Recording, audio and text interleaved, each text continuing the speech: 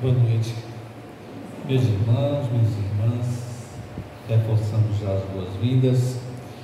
Esta casa acolhe a todos com imensa alegria. Hoje a gente tem aqui uma oportunidade de fazer uma reflexão e se propõe um tema aqui, a construção do ser na perspectiva da fé raciocinada. Vamos fazer uma breve contextualização histórica, o porquê desse tema, como se dá a evolução do ser humano, na Terra, discutir um pouquinho sobre o grande dilema, que para muitos e através das gerações sempre veio uma indagação: de onde vimos, por que estamos aqui, para onde iremos. No transcorrer da história humana, esta indagação incomoda muita gente. Eu lembro mesmo dos meus 17 anos, inclusive, estava começando um curso de filosofia e vivia muito essa indagação, sem pensar, afinal, de vez em quando, de onde a gente veio? O que estamos fazendo aqui? Eu acredito que muitos de vocês e nossos jovens ainda hoje, muitos ainda pensam nessa questão. Afinal, não é tão fácil responder a essas questões. A gente vai ver um pouquinho que é justamente a filosofia espírita que vai elucidar, que vai nos ajudar a ter uma nova visão em relação a essas questões, Então, a gente vai ver um pouquinho de como se buscou e se busca as respostas para essas questões. E a filosofia, fonte de conhecimento humano, sempre buscou aprofundar essas questões. E enquanto método também filosófico, nunca fechar a questão. Eu acho que é bastante didático e a gente sempre buscava aprofundamento, perceber e respeitar as divergências, as várias concepções acerca dessa questão. Quando se toca na questão da filosofia, até porque a filosofia permite ao homem compreender melhor a si mesmo, a sociedade e o mundo que nos cerca, ao mesmo tempo que estimula uma maior autonomia do pensar, agir e se comportar. A gente sabe que, acho que muitos aqui e na nossa sociedade, em relação à questão da educação, a educação formal, durante várias gerações a filosofia estava presente na escola, Recentemente, ou seja, próximo das outras gerações, foram tiradas disso, Infelizmente, e isso diminui a possibilidade do aprofundamento, da discussão, em função dessas questões que são pertinentes, que são importantes para que nós possamos nos encontrar enquanto ser humano. Então, essa discussão vai em torno do porquê da vida, do mistério da vida. Então, eu gostaria basear esse breve comentário no conhecimento filosófico e histórico, a visão religiosa que ao longo das gerações influencia diretamente o pensamento da humanidade. Então, vejo também como base a reflexão do Livro dos Espíritos, também a contribuição de Leon Denis em uma de suas obras, dentre elas O Problema do Ser, do Destino e da Dor, que foi escrito já há algum tempo, Ainda podemos lembrar que o fato de Leon Denis ele ter sido o grande continuador, um dos grandes nomes da filosofia espírita, não só ele, mas também outros colaboradores, e após desencarne de Kardec, ele é colocado como um dos grandes nomes, né, da continuidade da divulgação da doutrina. Tocar rapidamente também sobre a contribuição de Joana de Ângeles, né, e também a contribuição da psicologia existencial na visão de Rolumé e Erich Fromm. Sem embasamento, assim, algumas contribuições para a nossa reflexão. E até quando eu lembrei aqui de falar de Joana de Ângeles, eu vi no grupo, né, dos trabalhadores, que nós temos 2 trabalhadores da casa, acho que Rafael deles, né, Júlio, estão participando, porque começou ontem, hoje e amanhã, nós temos um congresso basicamente relacionado à contribuição de Joana de Ângeles, né, que é mentora, né, do Divaldo Franco, e que traz grande contribuição à filosofia espírita. Pelo menos conhecemos 58 obras, dentre elas algumas bem direcionadas e relacionadas dentro do que se chama lá da visão psicológica, né? A coleção que ela traz com temas importantes. Eu vou citar pelo menos 4 obras que vai estar relacionada com o tema. Bom, no Livro dos Espíritos, a questão 919 e 919A, e traz sobretudo exatamente o conhecimento de si mesmo. Então, conhece a ti mesmo. E aqui literalmente vou ler a questão: qual o meio prático mais eficaz que tem um homem de se melhorar nesta vida e de resistir ao arrastamento do mal? Um sábio da antiguidade vos disse: conhece-te a ti mesmo. Então, a questão 919 do Livro dos Espíritos. Kardec apresentou essa questão aos espíritos, que lhe ofereceram a bela e sintética resposta. Nela, referiu-se à frase lida por Sócrates no templo de Apolo, em Delfos, que, segundo seu discípulo Platão, adotou em sua filosofia. Em seguida, certamente para nos oferecer meios de melhorar e de compreender melhor essa preciosa lição, o codificador comenta ou argumenta: compreendemos toda a sabedoria desta máxima, mas a dificuldade está precisamente em cada um conhecer-se a si mesmo. Qual o meio de conseguir? Daí vem a questão 919A. Agostinho, espírito, oferece-nos um método que utilizava quando encarnado para atingir o autoconhecimento. E eis o início da resposta: fazer o que eu fazia quando vivi na terra. Ao fim do dia, interrogava a minha consciência, passava em revista o que havia feito e perguntava a mim mesmo se não faltara algum dever, se ninguém tivera motivo para se queixar de mim. Foi assim que cheguei a me conhecer e a ver o que em mim precisava de reforma. Acho que já é uma grande lição para todos nós, né? E tem um texto bem interessante, escrito por Gebaldo José de Souza, que diz o seguinte: que a nossa evolução se dá pelo autoconhecimento. Com ele, desenvolvemos equilíbrio emocional e autodomínio.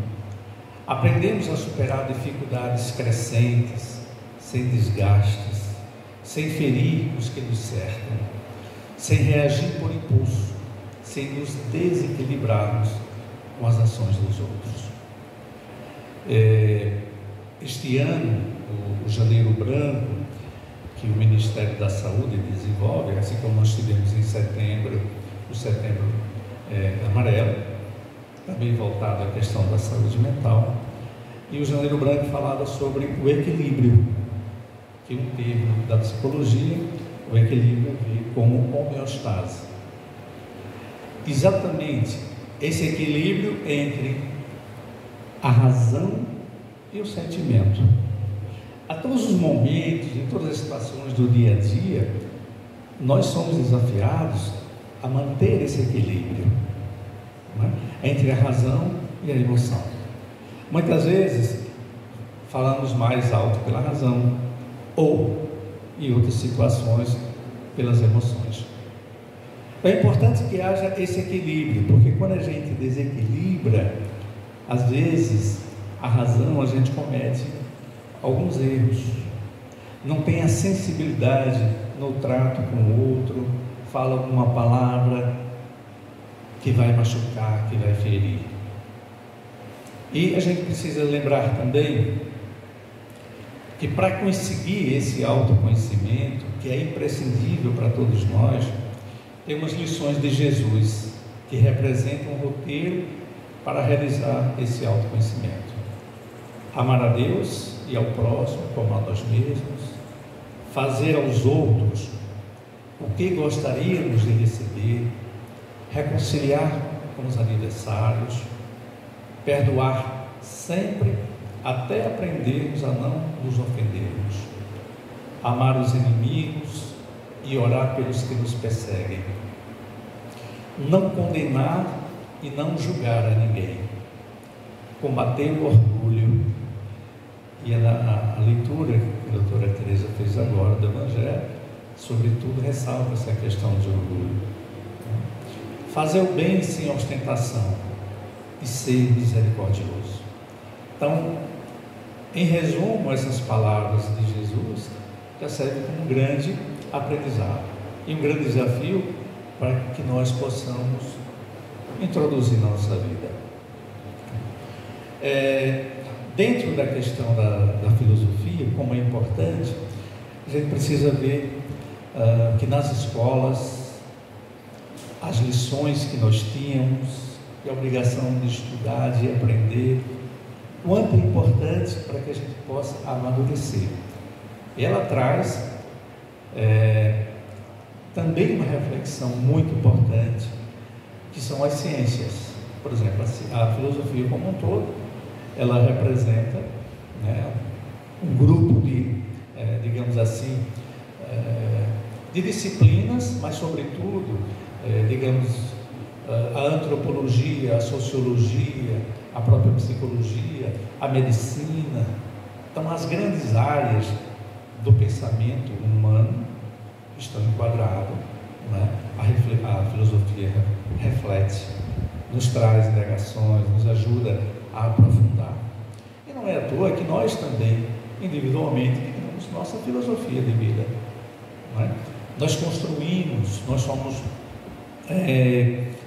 responsáveis, sim, direto e indiretamente, pelo nosso sucesso ou pelo nosso insucesso, não é? Pela conquista também da alegria. Jesus, em sua sapiência, ele lembra: eu vim para que todos tenham vida e vida em abundância. Se nós percebermos bem, a essência dessa frase de Jesus é o caminho da felicidade. Vejamos que ao longo da história humana, e aí como a história também está enquadrada dentro da filosofia, nós vemos que a religião,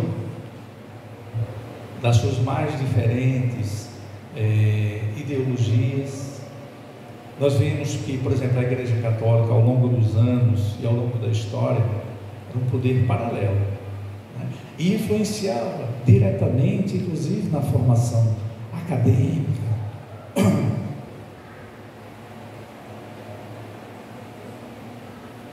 Não é por acaso que tem os liceus, e ainda hoje, né, espalhado pelo Brasil. E a base da filosofia esteve sempre presente e formando mentes, né? Formando vidas.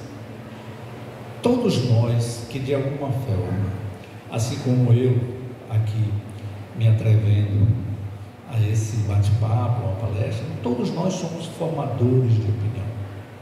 Por isso que é uma extrema responsabilidade, independentemente da vertente religiosa, sejam católicos, evangélicos, de qualquer denominação, espíritas, todos nós temos uma imensa responsabilidade, né, no que passamos ao outro.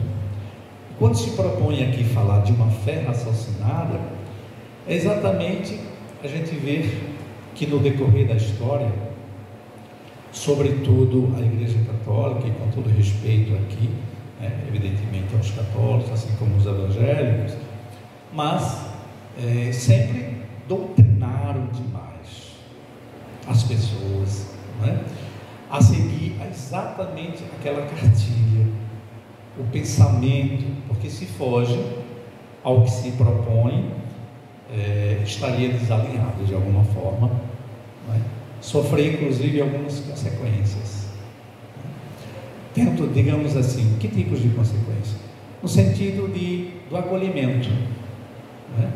Então veja, a história, por exemplo, mostra algumas situações bem concretas. Galileu Galilei pagou com a própria vida, porque o seu pensamento, o seu estudo científico foi contra aquilo que a igreja pensava. E aí na história nós temos vários outros acontecimentos nesse sentido, E a gente vai aprofundar um pouquinho daqui a pouco exatamente o diferencial que traz a doutrina espírita, sobretudo quando reforça a questão da fé raciocinada, quando questiona a fé alienada ou a fé cega, que foi uma terminologia muito usada ao longo desses anos. Bom, em relação ao livro O Problema do Ser, do Destino e da Dor, que foi escrito em 1908, faz uma abordagem filosófica e religiosa sobre o tema. A título de esclarecimento, para quem não conhece, Leon Denis foi escritor, pesquisador, palestrante espírita, e conheceu exatamente a doutrina aos 18 anos, através do Livro dos Espíritos, de Kardec. E ele é um dos mais renomados pensadores espíritas, médium, e um dos principais continuadores do espiritismo após a morte de Kardec, ao lado de Gabriel Delane, Camille Flammarion, dentre outros. Então, no livro, ele estuda as questões mais profundas acerca do ser humano e a razão de sua existência. Então, essa construção do ser é um processo contínuo. Na formação acadêmica, a gente sempre escuta formação continuada. A nossa vida é assim também, na prática. Quando a filosofia espírita traz, diferentemente de outras religiões, de outras filosofias, essa consciência crítica de ser, esse é o grande diferencial. É o grande diferencial. Porque a partir da consciência crítica, nós passamos a nos conhecer melhor, a perceber nossas limitações, nossas dificuldades, e temos a oportunidade de aprofundar. Por isso que as divergências ideológicas devem ser sempre respeitadas e contribuem para o aprofundamento, para o amadurecimento. Quando a gente percebe que as questões do cotidiano, sobretudo as adversidades da vida, elas aqui são, na verdade, uma grande lição. É um filósofo que diz: as pessoas envelhecem, mas nem sempre amadurecem. Que afinal, idade não é sinônimo de maturidade. E a maturidade, ela se constrói sobretudo nas adversidades, nas contradições da vida. Algumas vezes com o Jean aqui, nós cantamos algumas músicas, dentre elas do Almir Sater, Seguindo em Frente, onde diz, começa exatamente uma reflexão crítica. E aqui, aproveitando o meu amigo Jean, que nunca mais voltei para ali para tocar com ele, mas veja, até nas músicas que nos propomos aqui, é exatamente provocar a reflexão crítica. E quando a gente passa a ter uma reflexão crítica, a gente começa a ver não só a melodia, mas também entender, concordar ou não com a letra da música. Eu até separei aqui um interessante, quando se fala, porque também é conhecimento para a vida. Todos nós aqui já ouvimos uma música do Tim Maia, que é Azul da Cor do Mar. E veja que as músicas, uma palestra, o padre no no seu sermão, o pastor, qualquer um que estiver diante de um público, que é esse formador de opinião, de alguma forma vai trazer informações importantes e que devem ser questionadas, refletidas. E essa música diz assim: se o mundo inteiro me pudesse ouvir, tenho muito para contar, dizer que aprendi. E na vida a gente tem que entender que um nasce para sofrer enquanto o outro ri. E prossegue: mas quem sofre sempre tem que procurar pelo menos vir achar razão para viver. E o trecho diz: ver na vida algum motivo para sonhar, ter um sonho todo azul da cor do mar. Aí entra a parte poética da música. Mas veja, vamos entrar na questão da consciência crítica. Será que de fato alguns vêm para sofrer enquanto outros vêm simplesmente para ser felizes? Nós já ouvimos em outras palestras, inclusive aqui nesta casa, e a gente vê a justiça divina. Jesus, em contrapartida, diz: eu vim para que todos, generalizem, tenham vida e vida plenamente. A profundidade disso é que sejamos felizes, e nós viemos também aqui para sermos felizes, apesar das dificuldades. A filosofia espírita crescente, que vivemos no mundo de provas e expiações, sim, é fato, mas mesmo assim, através da consciência crítica, dessa fé raciocinada, a gente passa a compreender que de alguma forma nós ou nos colocamos naquela situação, ou fomos jogados para aquela situação, mas que precisamos reagir, temos a capacidade de mudar isso. Mesmo na dificuldade, sorrir. Não impede que sejamos felizes. Eu tive a experiência de ser religioso franciscano durante alguns anos, e a gente fazia uma experiência numa favela, na região metropolitana do Recife. E eu ficava admirado, e também na zona canavieira, a gente via nos sítios pessoas numa condição humana e social extremamente precária, mas muito felizes, alegres. E aquilo sempre foi um desafio para cada um daqueles que acham que a vida é extremamente difícil. Dificuldades existem, mas estão aí para serem superadas, e depende sobretudo da nossa força de vontade. Então, como eu diria, essa música do Tim Maia, muito bonita, um arranjo, né, Jean? Muito bonita, a melodia perfeita. Mas fiquemos mais atentos a essas mensagens que nos chegam. Por outro lado, aí só para completar, eu lembrei também de uma música do Gonzaguinha, cujo tema é O Que É, O Que É. E rapidinho assim: eu fico com a pureza da resposta das crianças. Não é à toa que Jesus lembra, né, Teresa? Vede a mim, minhas crianças, porque delas o reino dos céus. E tudo aquilo que fizeres a um desses pequenos, é a mim que eu fazeis.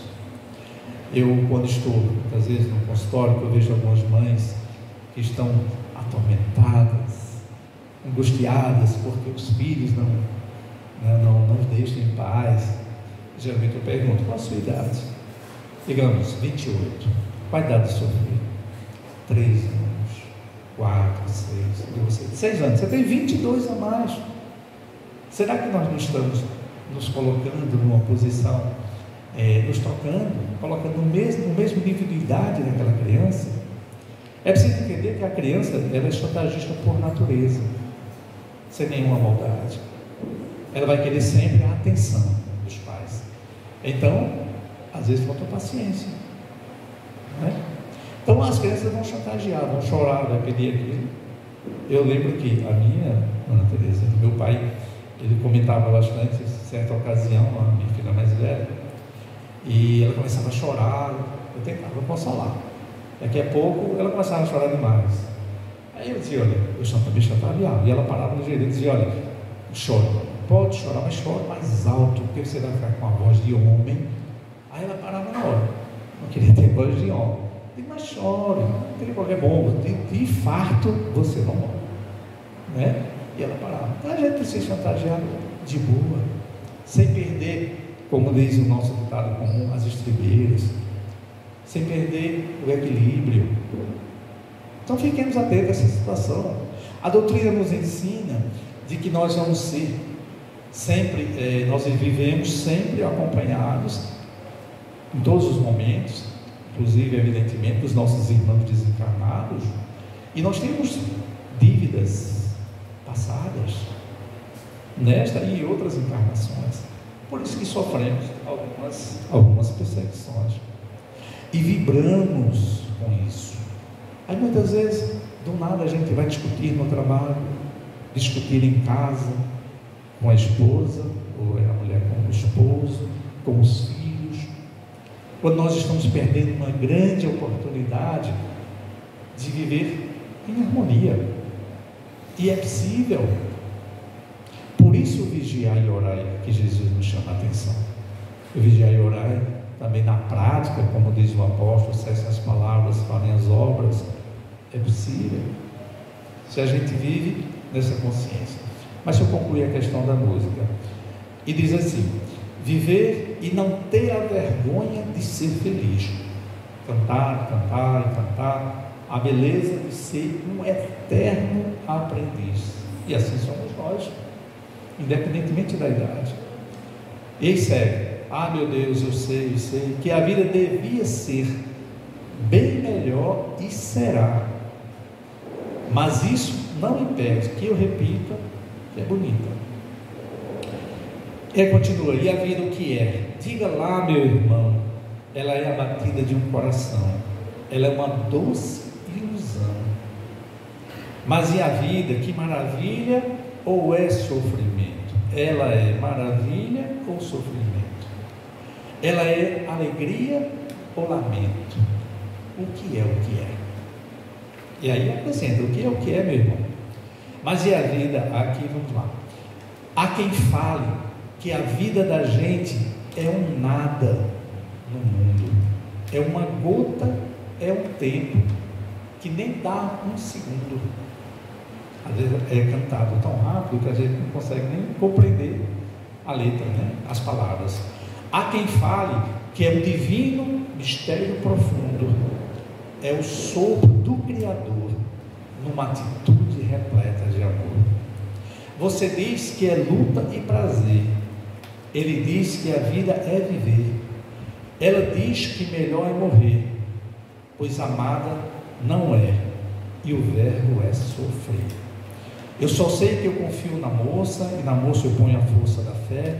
Somos nós que fazemos a vida como der, ou puder, ou quiser, sempre desejada, por mais que esteja errada.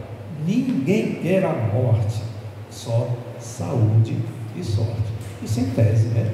Felizmente tem aqueles que não estão tão bem, não é? E aí os nossos irmãos que infelizmente cometeram suicídio por causa desse tipo.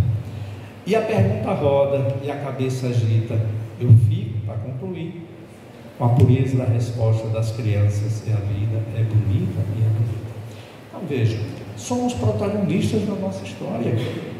A capacidade de ser feliz depende fundamentalmente de nós, da nossa paciência, da nossa compreensão, da nossa entrega ao outro. Deixa eu voltar aqui, ó. Bom, em linhas gerais, então, como eu estava falando do livro de Leon Denis, né? Ele até faz algumas questões bem interessantes.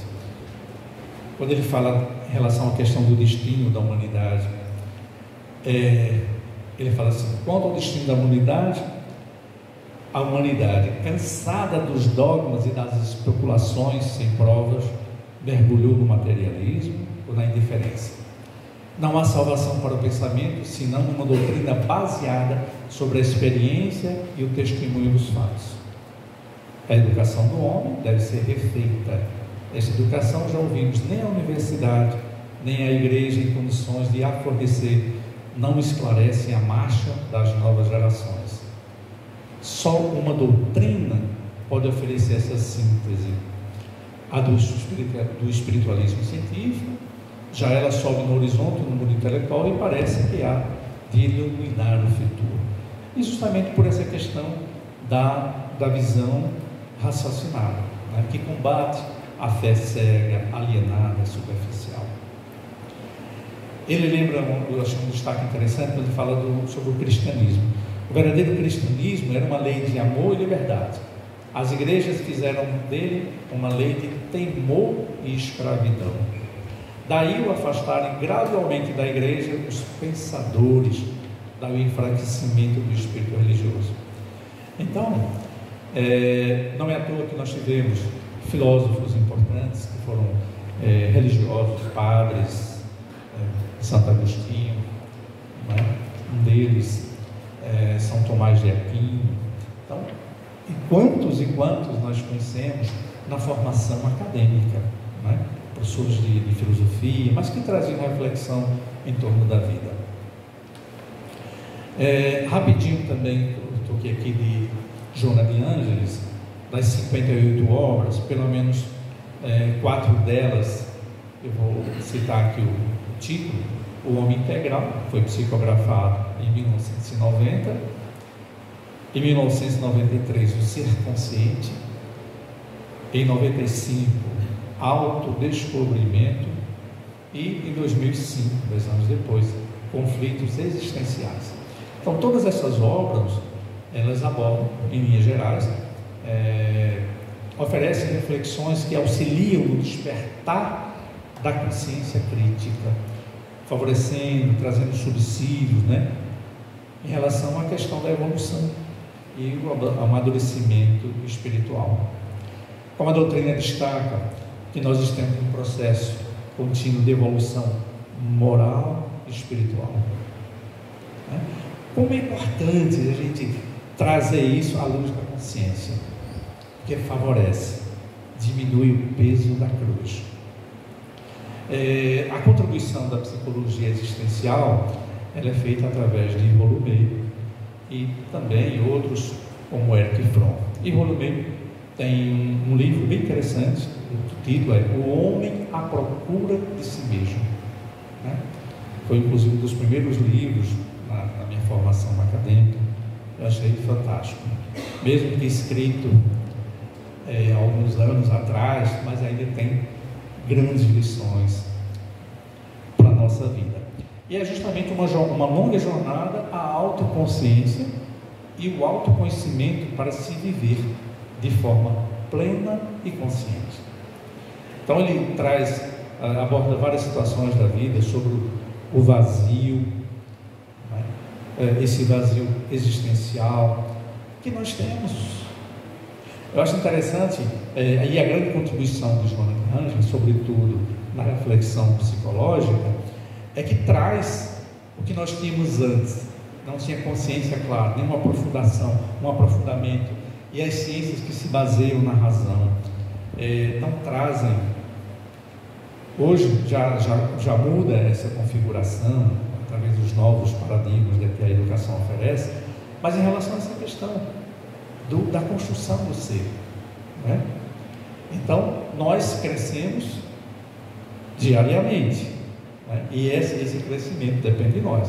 Alguns teimam em não seguir em frente, se acomodam, mas têm a oportunidade também de crescer enquanto ser humano, se descobrirem numa perspectiva da felicidade, não é? Então veja, muitas vezes as pessoas falam: eu estou sentindo hoje um vazio imenso, mas eu não sei explicar. Hoje acordei mal. Como a filosofia espírita, não é? Através, sobretudo em relação às questões, inclusive, como traz a Gênese, as questões, nós vivemos as questões climáticas. Então, muitas situações, e sobretudo em relação a essa questão do vazio, do ser. Nossos irmãos que nos acolhem, né? Nós temos muita relação de onde vimos, o que somos e para onde vamos, de forma muito clara. E essa é a grande contribuição da filosofia espírita, que não está preocupada em arregimentar pessoas, que todos sejam espíritas, até porque é muito coerente esse princípio com o que Jesus nos lembra no Evangelho, né? Quem quiser me seguir, tome sua cruz e siga-me. E não cobra tanto, né? Porque é uma escolha nossa.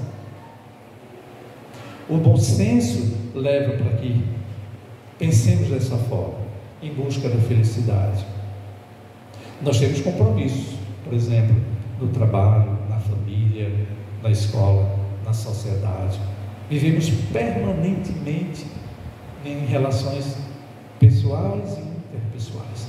Somos desafiados, mas se vivermos o vigiar e orar, a gente pode pensar antes, muitas vezes. É uma questão de prática. Eu não consigo. Comece. Um dia vai facilitar. Eu acho que é pela idade que a gente vai aprendendo, mas vai compreendendo melhor. Eu imagino o seguinte, acho que muitos de nós, hoje a gente compreende já, passa tão rápido, não é? E a gente compreende porque as situações concretas da vida. Por exemplo, o tempo, aos 50 anos, apareceu o diabetes, hipertensão, as comorbidades. É natural, processo natural. E o processo evolutivo também é. Não é o ideal, é claro que nós tivéssemos sempre saúde. Mas é ter consciência de que, olha, eu, por exemplo, eu não ligo para isso. Claro que eu levo a sério. Tomar medicação, a reeducação alimentar, né? Buscar, fazer exercício, no mínimo uma caminhada. Então, mudar os hábitos, né? Para que nós tenhamos aí uma qualidade de vida, né? Mesmo chegando aí à melhor idade, como se fala. Portanto, seria nesse sentido que a gente precisa ver de que somos protagonistas. Então reflita, veja a situação que nós estamos vivendo agora, as questões concretas, até as questões climáticas. Eu vi numa reportagem que a sensação térmica ontem no Rio de Janeiro chegou a 62 graus, coisa nunca vista, não é? Na história. Então não é por acaso que tem essas questões climáticas, né? Vamos aprender a conviver com as situações. O homem aprendeu historicamente a conviver com as adversidades, e é assim que nós somos desafiados, né? Buscar exatamente uma readaptação, levar em frente para cumprir a nossa missão. Esse é um grande desafio, mas é possível, né? É possível, sim, vivermos essa situação. Então, essas dificuldades que surgem ao longo do caminho são desafios para essa construção do ser. Nós precisamos ver o outro, mas veja que nas próprias palavras do Evangelho e dos principais mandamentos: amar ao próximo como a ti mesmo. Eu queria até fazer uma ressalva aqui, que eu achei uma situação interessante, doutora. Muitas vezes, atendendo, que eu trabalho, eu sou psicóloga, trabalho diariamente com atendimento clínico e, sobretudo, né, no setor público, aí sempre muita gente. E tem uma adolescente que a mãe falou: eu queria que você atendesse minha filha, ela está muito rebelde, é própria da idade e ela está namorando muito. Eu, tá bom, vamos conversar com ela, né? Aí, conversando naturalmente, eu gosto sempre de fazer, eu sempre pergunto a religiosidade, cada um respeitando, sem precisar aprofundar diretamente a situação. Mas, por exemplo, com o Evangelho, então eu cito situações, inclusive ao pé da letra, com a citação bíblica, o capítulo, o versículo, onde está. Aí uns até dizem: você é evangélico? Não. Ou você é católico, você é espírita. Quando eu sei que é espírita, eu me sinto mais confortável, porque eu sempre lembro dessa questão da fé raciocinada. E eu vou explorar isso. Evidentemente, o que se fundamenta na doutrina. E aí, voltando com essa moça, ela é católica, aí eu digo, olha, já concluindo a conversa com ela, e eu disse, olha, ela citou algumas questões também bíblicas, e eu falei, ela estava assim, se colocando, se angustiando e tal. Eu digo, olha, até Jesus fala no Evangelho, amar ao próximo como a ti mesmo. Aí ela disse, minha fala é essa aí. Eu digo, por quê? Esse amar o próximo como a ti mesmo, que é o próximo, era um namorado, era outro, não parava de namorar. Eu dizia, vamos acomodar aí, né? Vamos focar no estudo. Aí eu pensei, não vou mais fazer essa citação, né? Porque me pegou no contrapé. Em várias outras ocasiões eu fiz, dava certo. Dessa vez não deu certo. Aí eu aprendi, segurei o riso, digo, agora eu compreendi, porque, né, a mãe falou que a moça era muito namoradeira, mas um dia vai passar, tomara que acerte, não é? Bom, então lembrando isso aí, meus irmãos, como eu falei, nós devemos ter nessa reflexão, essa busca do conhecimento, que só conhecendo a si mesmo, nossas limitações, nossas potencialidades, é que vamos poder, de alguma forma, lidar melhor com a vida. Não fazendo o que nós fazemos muitas vezes, tempestade no copo d'água. Tem meu irmão Roberval, eles não veio, mas muitos o conhecem, e tem um lema dele sempre é o seguinte, eu digo, cara, como estás? Ele vivendo e achando bom, né? E de fato eu acho bem interessante isso, de fato, viver e achar bom. Como eu falei, as dificuldades virão, mas as portas se abrem, né? Devem ser desafiadoras e devem fazer com que nós busquemos esse retomar, né? Sobretudo conhecendo nossas limitações. Quando uma leitura também lembra o seguinte, Jesus lembra, não vos preocupeis com a vez de comer, beber ou vestir. A cada dia basta a sua preocupação. Ora, se a gente traz isso para a nossa vida, eu já vi concretamente, já passei situações concretas que a gente não tem que se preocupar, parece que do nada as coisas acontecem. E aí, quando eu imagino hoje, eu sei do auxílio da espiritualidade nessas adversidades. Outro dia eu vi uma colega, estava desesperada, grávida, e era a primeira gestação, e ela foi demitida do emprego. E agora? O que eu faço para sustentar? E aí, naquela conversa, eu disse, olha, as portas vão se abrir. Às vezes você fecha uma porta, abre uma janela e passa até uma boiada. E eu fiz até, não sei como, porque eu não tenho aqui a mediunidade que muitos dos nossos irmãos têm, eu desconheço a minha ainda, né, mas tem tempo aí, mas espero para descobrir. E eu disse, aparentemente, antes eu diria que era do nada, eu disse, olha, meu irmão, de repente vai aparecer aí um concurso, alguma situação, eu posso te ajudar de alguma forma, vamos estudar juntos, né? E acredite no seu potencial, você já tem pós-graduação, tem uma boa formação, e o segredo para passar em concurso, passar em qualquer prova, é estudar. Eu não conheço o outro segredo, não é? A gente pode ter um auxílio espiritual, mas faça por onde que eu, né? Isso daí que é fundamental.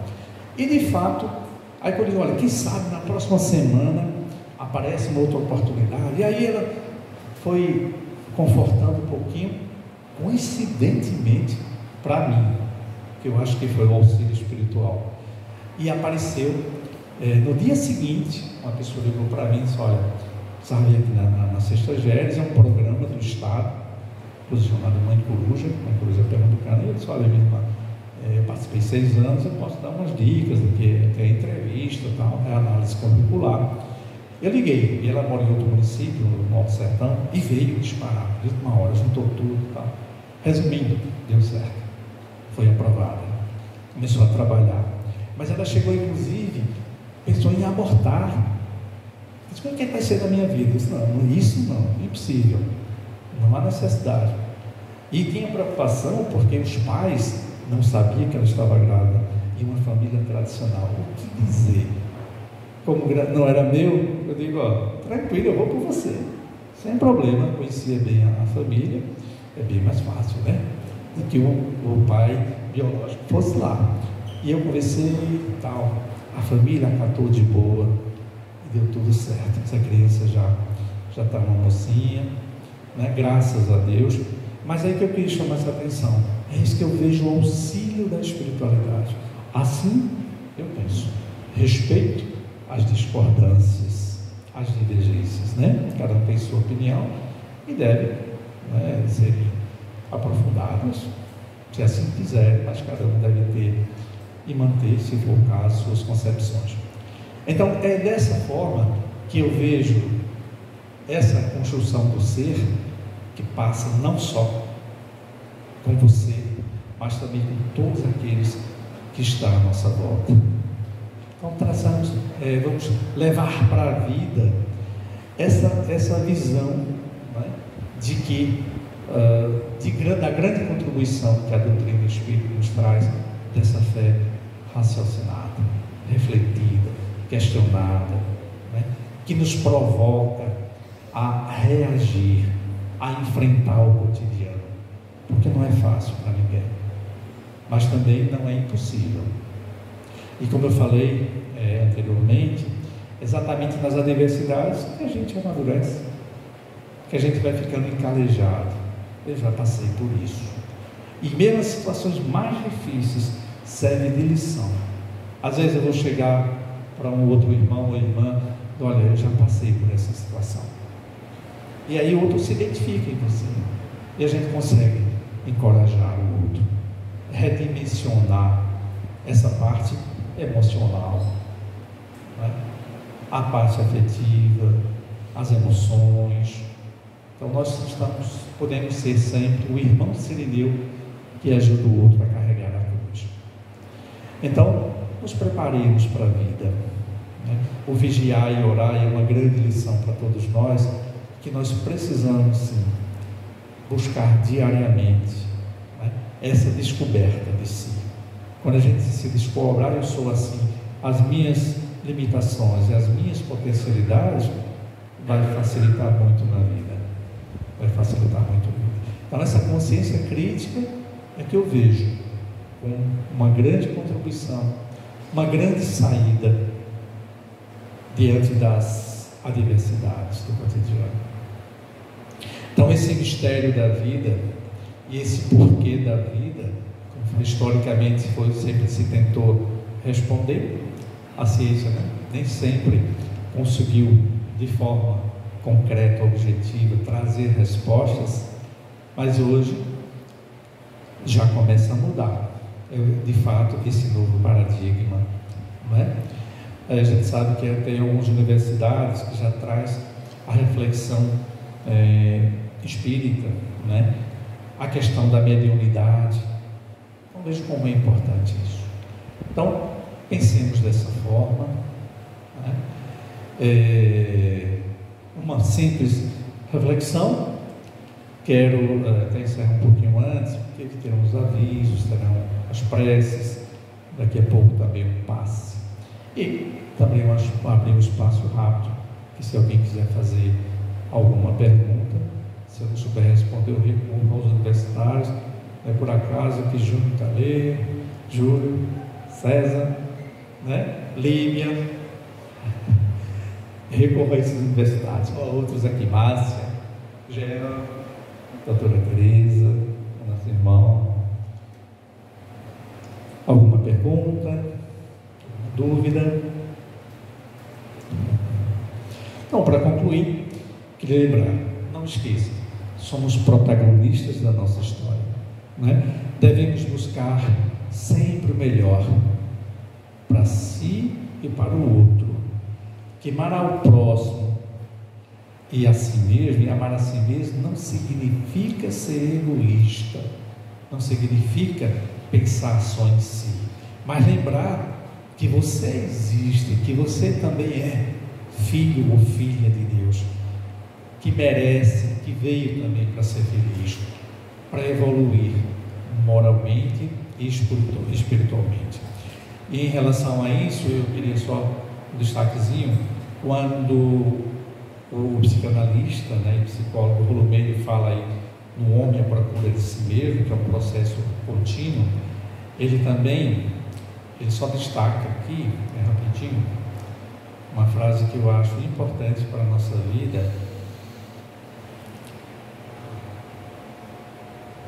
Deixa eu ver aqui.